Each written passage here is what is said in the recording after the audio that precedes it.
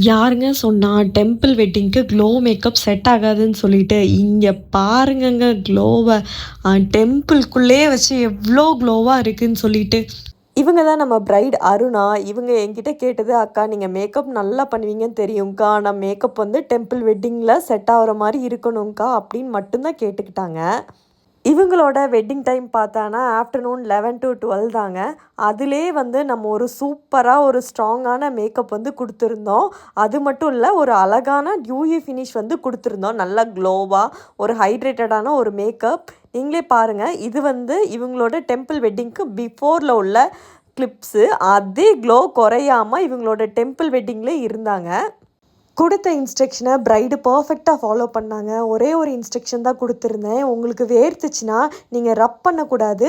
Tissue வச்சு அழகா tape பண்ணுன்னு சொல்லிட்டு, பிரைட் வந்து அழகா டேப் பண்ணி அவங்களுடைய மேக்கப்ப ஈஸியா அழகா கேரி பண்ணியிருந்தாங்க.